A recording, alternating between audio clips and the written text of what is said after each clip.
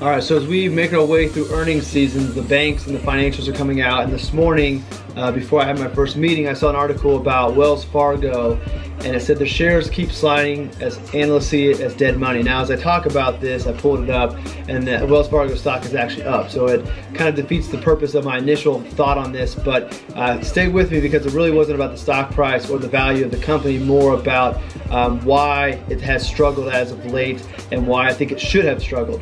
So obviously we know of the issues it had a couple years ago with opening up all the fake accounts, and it just seemed like Wells could never get out of its own way. It was always having some other type of issue regarding treatment of its customers. So, got the opening the accounts, putting them in high expensive investments, pushing product in there, just not doing what's right for the customers. And I believe the end result is the struggle they've had, and I think it's rightfully so. My buddy Douglas Bonaparte had a great piece, may have been 2 weeks ago now, called Make It Simple. My buddy Kevin, aka Fervent Finance, and I talked about it last night on our Reversion to the Mean podcast. But basically, Douglas talks about his experience going to lease a car and how one dealership made it painfully difficult for him and his wife, and they went to another one and it was very easy. They walked out with the car they wanted. It was just a very good experience, and he kind of covered that with financial planning as well.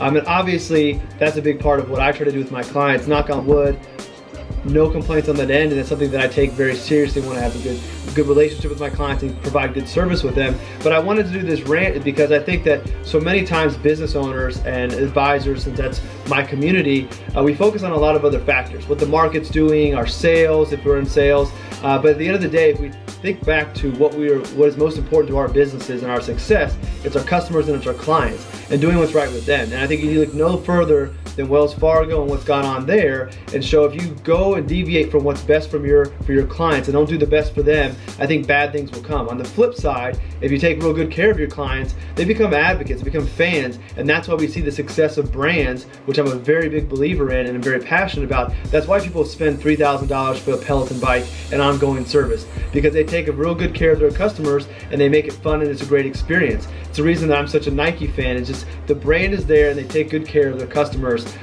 So I think that if you're starting a business or thinking about business, or you're an advisor, think about how you can improve what you're doing, go back to the basics and think about your clients and what's best for them, and always put them first. Always do what's right for your clients. Put your business to the side. I cannot promise you this, I cannot prove it, but I believe deep down that good things will come from it. And I was going to throw out a shout out for a book real quick. I put this on a entrepreneur post I did last week, but it is Danny Meyer, Mr. Shake Shack himself, and it is Setting the Table. And basically, it's called Setting the Table, the Transforming Power of Hospitality in the Business. Hospitality, taking good care of your customers, taking good care of your clients, and providing an extremely memorable experience. So that is this little rant. Again, Wells triggered it. Their stock is doing good, so great for them. But it was not meant to be a stock piece. It was not meant to be a recommendation of a company, but more of a focus on your clients. Do what's right for them, take care of them first, and I am convinced that you will be successful way beyond you ever imagined. So go take care of your clients, have a great day, and we'll talk to you soon.